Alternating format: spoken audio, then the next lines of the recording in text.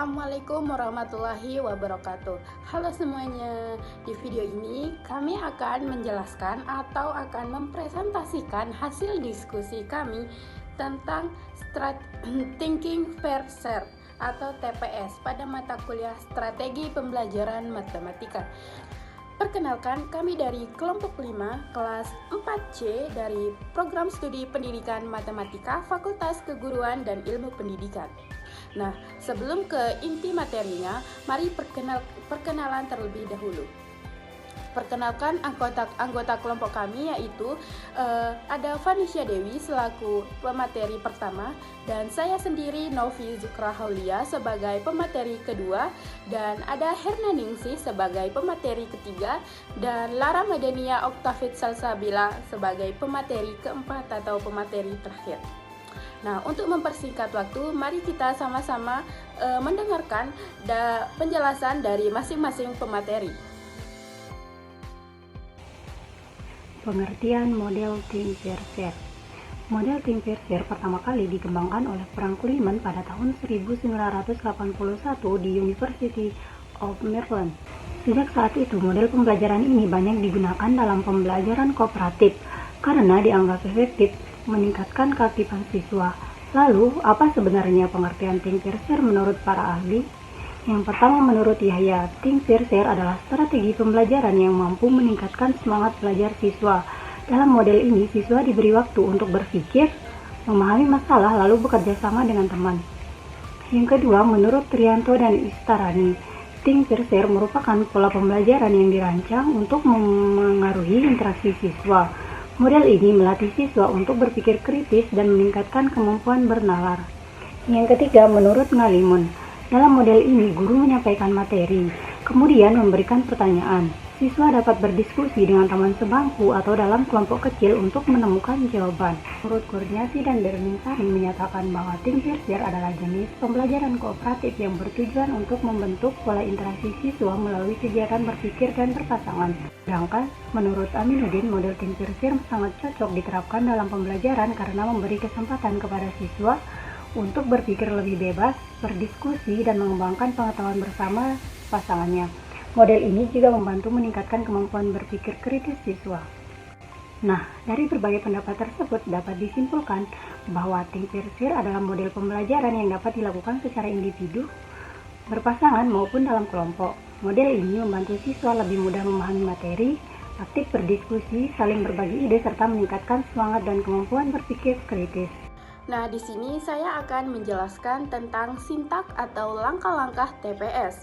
Nah, di sini langkah-langkahnya model Think Fair Share ini memiliki langkah-langkah yang terstruktur dan sistematis sehingga mudah diterapkan dalam pembelajaran matematika serta dapat mengembangkan kemampuan berpikir, komunikasi, dan pemahaman konsep siswa.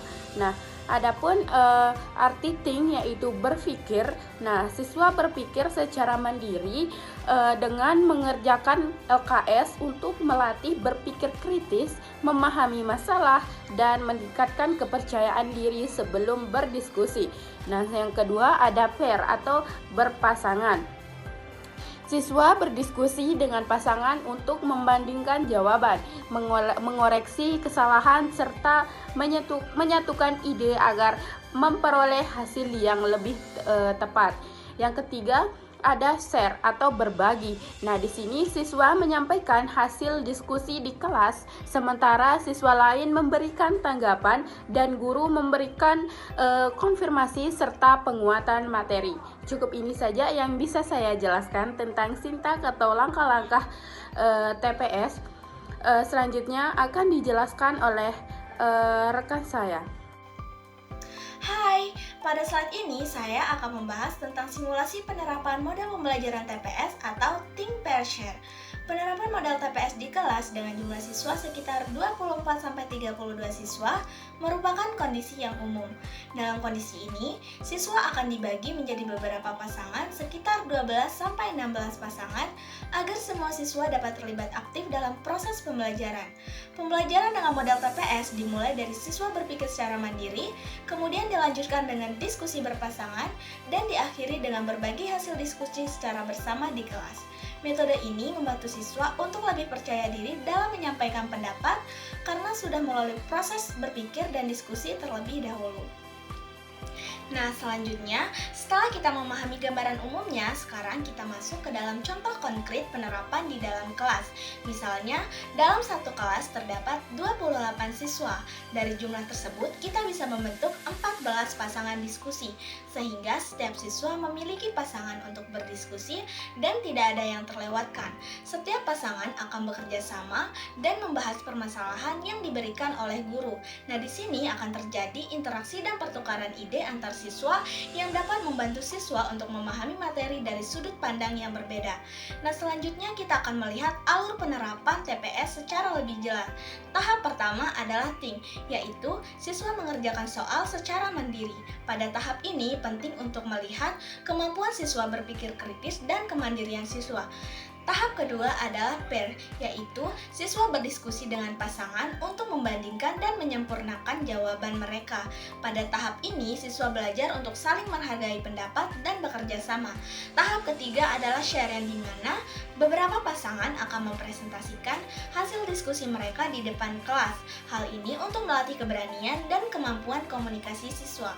Dan yang terakhir, guru memberikan konfirmasi, meluruskan jika ada kesalahan, serta memberikan penguatan terhadap materi yang dipelajari agar pemahaman siswa menjadi lebih tepat. Melalui tahap ini, pembelajaran menjadi lebih aktif, kolaboratif, dan membantu siswa untuk memahami materi lebih baik. Itulah simulasi penerapan model TPS dalam pembelajaran di kelas. Baik, selanjutnya saya akan menjelaskan kelebihan dan kekurangan dari metode think pair share. Kita mulai dari kelebihan yang pertama, yaitu memberikan kesempatan pada seluruh siswa untuk bekerja sama. Nah, maksudnya adalah dalam metode ini semua siswa itu terlibat dalam pembelajaran karena mereka harus berdiskusi dengan pasangannya. Jadi tidak ada siswa yang hanya diam, semua ikut berpartisipasi. Nah, kemudian yang kedua itu mengoptimalisasi partisipasi siswa dalam belajar.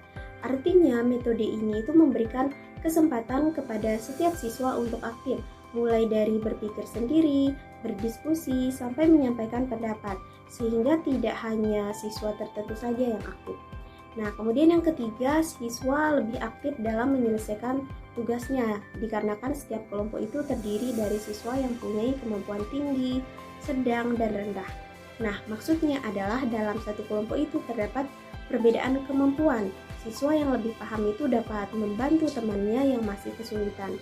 Nah, sehingga terjadi kerjasama dan semua anggotanya itu menjadi lebih aktif dalam menyelesaikan tugas. Nah, kemudian yang keempat, siswa berkesempatan mempresentasikan hasil diskusinya sehingga idenya itu menyebar. Nah, artinya setelah berdiskusi, siswa itu dapat menyampaikan hasilnya di depan kelas sehingga ide atau gagasan yang mereka miliki bisa diketahui oleh teman-temannya yang lain. Nah, terakhir itu meningkatkan partisipasi siswa dalam pembelajaran sehingga interaksi belajarnya itu lebih mudah dilaksanakan. Nah, maksudnya adalah karena semua siswa itu aktif, maka suasana kelas itu menjadi lebih hidup. Interaksi antara siswa dan guru juga menjadi lebih baik, sehingga proses pembelajarannya itu berjalan lebih efektif. Baik, selanjutnya kita masuk ke kekurangan dari metode think pair share. Nah, di sini yang pertama itu adalah sangat sulit diterapkan di sekolah yang rata-rata kemampuan siswanya itu rendah dengan waktu yang terbatas. Nah, maksudnya adalah jika kemampuan siswa itu masih rendah, mereka akan kesulitan pada tahap berpikir sendiri atau think. Nah, ditambah lagi jika waktu pembelajarannya itu terbatas, maka proses diskusinya itu tidak berjalan maksimal karena siswa belum sempat memahami materi dengan baik.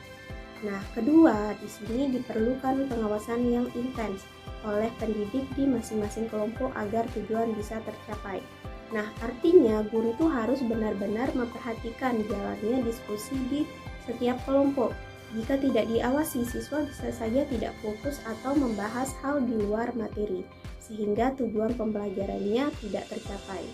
Nah, kemudian yang ketiga yaitu penilaian didasarkan pada hasil kerja individu dan apresiasi kelompok melalui akumulasi nilai setiap individu dalam kelompok. Nah, maksudnya adalah nilai kelompok itu berasal dari gabungan nilai setiap anggota. Hal ini bisa menjadi masalah jika ada siswa yang kurang berkontribusi tetapi tetap mendapatkan nilai yang sama dengan anggota yang lain yang lebih aktif. Nah, sehingga ini itu bisa menimbulkan ketidakadilan. Jadi, berdasarkan pembahasan mengenai model pembelajaran Think Perser dalam pembelajaran matematika, dapat disimpulkan bahwa model TPS merupakan salah satu strategi pembelajaran kooperatif yang efektif dalam meningkatkan kualitas proses dan hasil belajar siswa. Nah, model ini itu terdiri dari 3 tahap utama, yaitu think, berpikir secara mandiri, pair, berdiskusi dengan pasangan, dan share, berbagi hasil diskusi dengan kelas. Melalui tahap tersebut, siswa tidak hanya dituntut untuk memahami materi secara individu, tetapi juga dilatih untuk bekerja sama, bertukar ide, serta mengembangkan kemampuan komunikasi matematis. Nah, penerapan model TPS ini mampu menciptakan suasana pembelajaran yang aktif, interaktif, dan berpusat pada siswa, sehingga dapat meningkatkan keaktifan, partisipasi, serta pemahaman konsep matematika secara lebih mendalam. Namun demikian, dalam pelaksanaannya masih terdapat beberapa kendala, seperti keterbatasan waktu, kekurangan partisipasi sebagai siswa, serta perlunya pengawasan yang intensif dari guru. Oleh karena itu, peran guru sangat penting dalam mengelola proses pembelajaran agar tujuan yang dapat tercapai secara optimal.